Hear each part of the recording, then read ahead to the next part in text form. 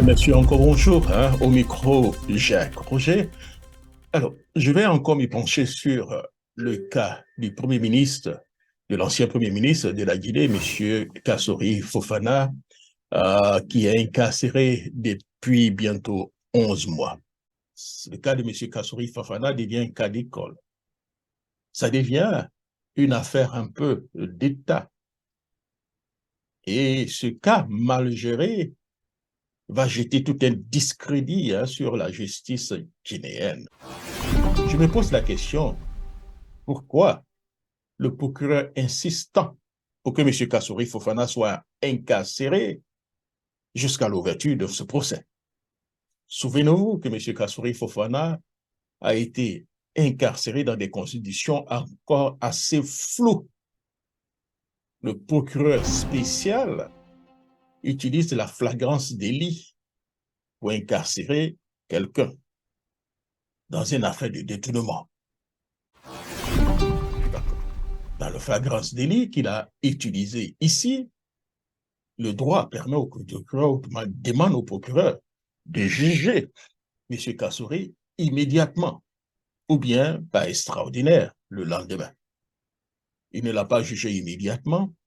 Le lendemain, il a utilisé des subterfuges et la manipulation donc des articles de loi pour ne pas juger M. Kassori Fofana. Et après, il envoie le dossier en instruction. Et en temps, M. Kassori Fofana est encore en prison, incarcéré depuis 11 mois, après avoir introduit 4 demandes de mise en liberté provisoire accordées par la justice guinéenne. Le procureur s'est opposé autant de fois. Nous nous sommes posé la question sur l'opportunité, pourquoi le procureur s'oppose tant à la libération de M. Kassori Fofana. Cela nous amène à nous poser donc des questions. Et c'est ce qui fait que dans nos pays, les gens ont des difficultés, n'accordent pas trop de crédit, si vous voulez, à la justice. Ils se disent, une fois que vous êtes inculpé, ou bien dans les mailles de la justice, vous allez en prison, surtout quand vous êtes un politicien. Nous n'avons pas voulu parler de politique dans le cas de M. Kassori Fofana, mais au vu des choses, chers amis, nous ne pouvons pas écarter cet aspect. M. Kassori a droit à une justice fair, libre et transparente. Mais nous avons l'impression que les conditions dans lesquelles les choses se déroulent sera difficile pour qu'il obtienne une justice. Tout est parti, pour ne pas dire que tout est mis en place pour qu'il soit incarcéré, pour qu'il soit reconnu coupable. Et dans ces conditions, ce n'est pas tellement juste. Nous avons à un moment donné critiqué le refus de M. Sékou Alain Diallo de se soumettre à la justice de son pays. Nous avions dit qu'en tant que leader de parti politique, se comporter ainsi n'était pas assez digne. Mais au fil du temps, avec ce qui arrive à M. Kassori Fofana, nous nous rendons compte que M. Sékou Alain Diallo n'a pas tout à fait tort, puisqu'on a l'impression, ou bien les agissements du procureur nous donnent l'impression qu'on veut à tout prix incarcérer des adversaires gênants. Et dans le cas de M. Kassori Fofana, le maintenir en prison depuis 11 mois sans jugement, en violant, j'allais dire un peu, une partie donc de ses droits, cela n'est pas juste. Il est temps que le gouvernement guinéen, ou bien pour la justice guinéenne, se ressaisisse, pour ne pas dire le procureur, parce que nous n'allons pas certainement jeter tout un discrédit sur la justice guinéenne, mais que le procureur spécial se ressaisisse et faire en sorte qu'il y ait un procès libre et équitable. Pourquoi le procureur ne veut pas un procès équitable? Un procès équitable, vous avez la machine de l'État contre un citoyen. Ce citoyen doit bénéficier de l'attention nécessaire, des moyens nécessaires pour sa défense. Et ce qui nous a mis réellement mal à l'aise, c'est donc la demande de libération provisoire de M. Kassori Fofana. Nous attendions à ce qu'au moins, qu'on accorde au moins la libération provisoire au Premier ministre afin qu'il puisse préparer sa défense, sa sortie d'une caution et surtout des interdictions. Et c'est clair. D'ailleurs, il n'a plus de passeport puisqu'il a déjà rendu son passeport, ce qui veut dire que ce monsieur ne peut pas quitter donc la Guinée. Nous attendions donc à cela. Ça n'a pas été le cas.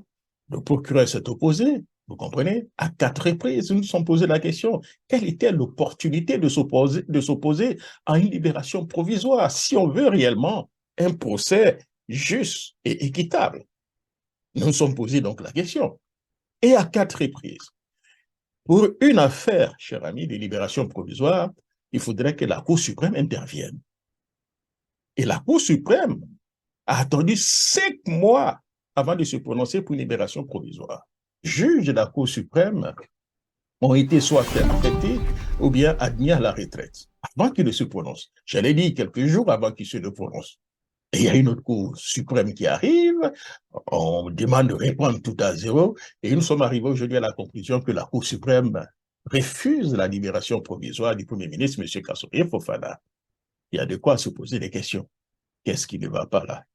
Si pour une simple libération provisoire, la Guinée n'est pas à mesure de faire, vous pensez que M. Kassory Fofana aura droit à un procès juste et équitable?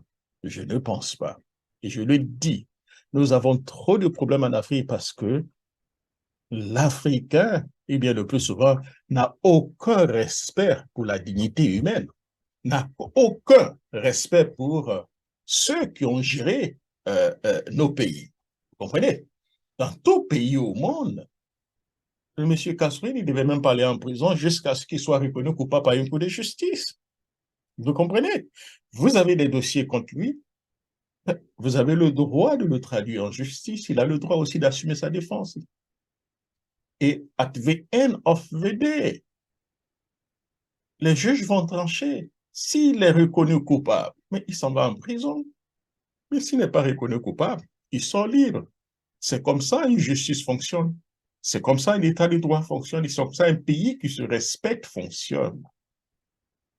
Mais on donne aujourd'hui l'impression que la CRIEF a été mise en place pour écarter les candidats ou bien pour qu'il y ait une injustice contre ceux qui ont déjà dirigé le pays.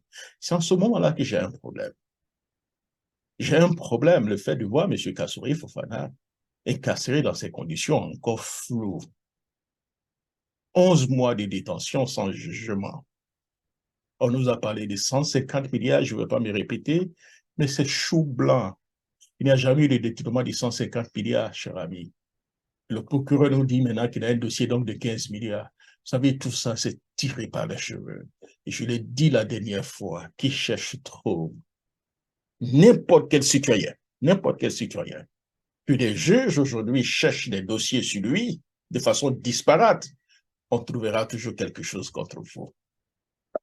Donc, c'est dans ces conditions assez floues que M. Kassory restera encore incarcéré jusqu'à ce qu'il y ait son procès. Je ne dirais pas jusqu'à ce qu'il y ait donc la sentence.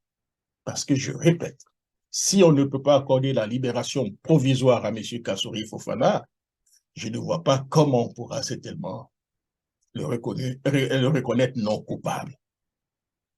Donc voilà un peu le petit point que je suis en train de faire. Je ne cautionne pas les décisions de justice, cher ami, je suis un profane, mais ici, il est question de nous prononcer d'abord sur la forme. Quand on vous dit que vous avez détourné 150 milliards alors que le dossier n'existe pas, il y a de quoi se poser donc des questions. Donc voilà, cher ami, hein, je souhaite prompt rétablissement au Premier ministre. Je crois qu'il a admis, et il est hospitalisé déjà depuis quelques jours. Et puis, sur bon courage. Merci beaucoup, cher ami. Et faisons en sorte que dans nos pays, cher ami, hein, le droit ne soit pas seulement lu pour des personnes qu'on aime, mais le droit doit être plutôt même lu pour des personnes qu'on n'aime pas. Vous comprenez? C'est de ça qu'il s'agit.